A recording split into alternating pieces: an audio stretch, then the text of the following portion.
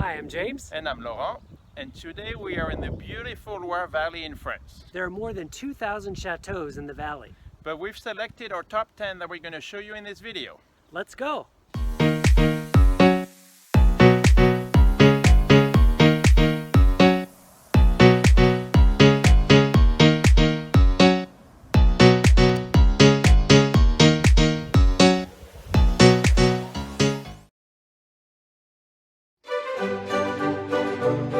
So first on our list is the Chateau of Chambord. It is the largest and the most visited chateau in the Loire Valley. The palace was constructed exactly 500 years ago in 1519, just at the beginning of the Renaissance. Francois I wanted to build a magnificent palace that would showcase his power and his glory. Everything about this castle is over the top. So the most spectacular part of the visit has to be going on the roofs of the castle. From there you can see all the details in the chimneys. There are over 280 of them. Every time you turn around, it's incredible. And the other thing that I really liked was the view on the park. It's a huge park, 13,000 acres. And inside the castle, the most interesting feature is the double spiral staircase. It's actually two staircases intertwined with each other, and it was designed by Leonardo da Vinci.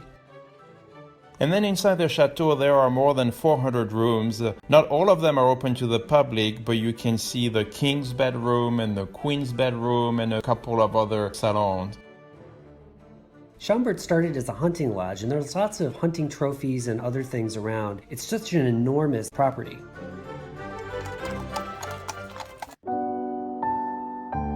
Second on our list is the Chateau of Chenonceau. Chenonceau is one of the most distinctive castles in the world because it was built over a bridge over the river Cher. And the chateau is nested in a beautiful park with many different gardens. One of the big gardens is the garden of Diane de Poitiers on the left side of the chateau. The garden of Catherine de' Medici is on the right side, and it's much more intimate and more romantic. And then there was the maze, which is made of 2,000 yews. It's the size of a football field.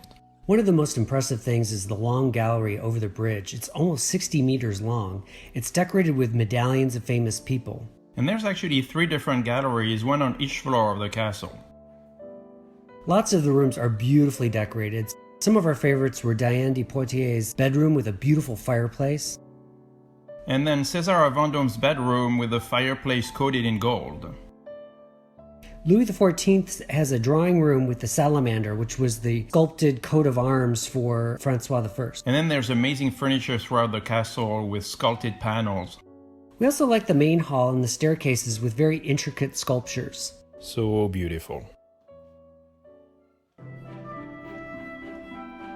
So number 3 on our list is the Chateau of Villandry. Villandry is a typical Renaissance chateau. It was built in 1536 on the site of a very old medieval fortress. But the main reason to go to Villandry is not to visit the chateau. It's because of the amazing gardens. The garden is absolutely enormous, and if you add up all of the boxwood in the garden, it's 52 kilometers. And it's a combination of plants as well as vegetables. They have 115,000 plants and veggies planted every year. It was actually strange when we first got there. We walk into that typical French garden and we look inside and it's actually cabbages and lettuce, not flowers. It was just a huge surprise. We've talked a lot about the garden, but there's really an incredible chateau to visit at Villandry. In 1906, Joaquin Carvalho bought the chateau with his American wife, Anne Coleman, and they decided to restore the original Renaissance garden. So they actually initially bought the chateau as a place to house their art collection, and restoring the gardens is something that came up only later. It's still privately owned, and their great-grandson manages the chateau today. And 4th on our list is the Chateau of Cheverny. It's one of the later chateaux built in the Loire Valley in 1634. And it is the chateau that inspired cartoonist Hergé to design Tintin's Marlin Spike Hall. It's probably the most perfectly preserved of any of the chateaux we visited. It didn't suffer hardly any damage during the French Revolution. All the ceilings were painted by painter Jean Monnier, and the walls are covered in leather. It's absolutely incredible. Yeah, the armors were really spectacular, and some of them weighed like 100 pounds. So Cheverny has a partnership with Lego, and there are lots of Lego sculptures throughout the castle. But the most spectacular room has to be the king's room. The bed is covered in an incredible Persian embroidery from the 16th century that uses gold, silver, and silk thread in its design. It's spectacular. If you like furniture, you will love this chateau. It has some of the best preserved works by Bull and other very famous Parisian artisans. So Cheverny is a big hunting venue, and they have more than 100 hounds, and every day at 11:30 they feed the dogs, and it is an absolutely incredible spectacle. And the dogs know exactly what time it is. And fifth on our list is the Chateau of Azay-le-Rideau. It's a beautiful chateau that was built in 1518, and it's one of the best examples of French Renaissance architecture. What's interesting about it is that it was built on the site of an old medieval fortress that had been burned by Charles VII, and the owner that rebuilt it wanted the new chateau to be reminiscent of the medieval fortress. Yeah, it still has the towers and fortifications and a moat, but it's purely aesthetic. But the main attractiveness of Azay-le-Rideau is the beautiful interior. Because it's state-owned, the chateau was able to obtain some state-owned furniture to refurnish the chateau so it looks like it did in the 19th century. Yeah, the furniture is absolutely exceptional, and it's really very tastefully displayed as well. My favorite thing were some of the exhibits on display. One included this incredible music box that was mechanized and played music and was very macabre. You have the mechanism like an old clock, but that opens and closes the drawers and the doors of the cabinet. It was absolutely fantastic. And outside of the chateau, the town is quite quaint with a little medieval town square worth a stop. Sixth on our list is the Chateau of Blois. It's fun to say. The Chateau of Blois is a fairly complex castle from an architectural standpoint. Many of the wings of the castle have been torn down and rebuilt in the style that was in vogue at that time, and as a result, it's kind of a hodgepodge of different styles intertwined with each other. So the castle has four main architectural styles. The first one is the Gothic style of the medieval castle. The second style is the flamboyant style of Louis XII. Then the third style is the Renaissance style of the François I wing. And it is of course the most famous part of the castle because of the beautiful staircase. The fourth and final style is the classical style of the Gaston d'Orléans wing. Gaston Orléans, who was the brother of King Louis XIII, decided to build a totally new castle. The Signorial Room is the largest non-religious Gothic structure in France. It was mainly used by the Counts of Blois as a courthouse, but it also had many other uses, such as a banquet room or a ballroom. And you can pretend to be a king for just a minute. So we were lucky to have access to the roofs above the Signorial Room. That roof is 800 years old and the beams are still original. And the royal apartments that we can visit today were restored by Félix Dubon. And seventh on our list is the Chateau of Amboise. Amboise is a great chateau to visit if you're a history buff like us. It's a royal castle where several kings were actually born and raised. Yeah, unlike some of the other royal chateaus where the royal family actually rarely went. The castle is on top of a hill overlooking the Loire Valley, and some of the first fortifications built there date back from the Roman era in the 4th century. But the main body of the chateau was built by Charles VIII in 1492, and it's in an early Renaissance style. But most of the furniture is more recent and dates back to the early 1800s.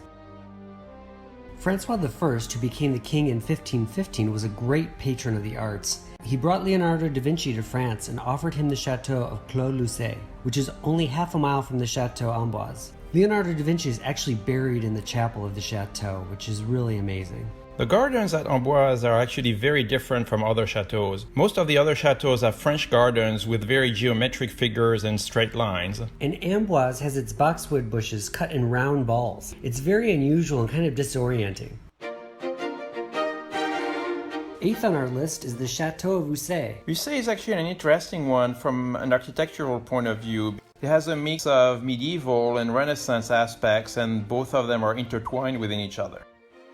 It's believed it inspired Walt Disney in his creation of the Disney castles. The Sleeping Beauty theme is being used throughout the castle, with all the scenes of the fairy tale with Sleeping Beauty and the Prince Charming. There's really some beautiful furniture in the chateau. There's an Italian ebony cabinet from the 16th century. One of my favorite parts was to go to the roofs of the building. The rampart walk really makes you feel like you are a soldier guarding the old fortress and watching the countryside underneath the castle. And if you like horses, you have to go visit the stables. They have a saddle room with beautiful saddles and harnesses. Ussé also has a really great chapel on the side of the castle, and the pews are very intricate with beautiful wooden sculptures. Definitely a chateau you should put on your list. And ninth on our list is the Chateau of Valençay. Valençay is one of the lesser known chateaus in the Loire Valley, but there's something very peaceful and serene about the chateau. The old medieval castle was raised in 1520 to make room for the Renaissance chateau that exists today. It has a unique romantic garden that's very different from the other French gardens at other chateaux. There are also peacocks roaming freely in the park. The original Renaissance wing is on the north side, and it has a very impressive center keep. And the west wing was built in 1767 in a much more classical style. And the grand gallery along the courtyard is 200 feet long.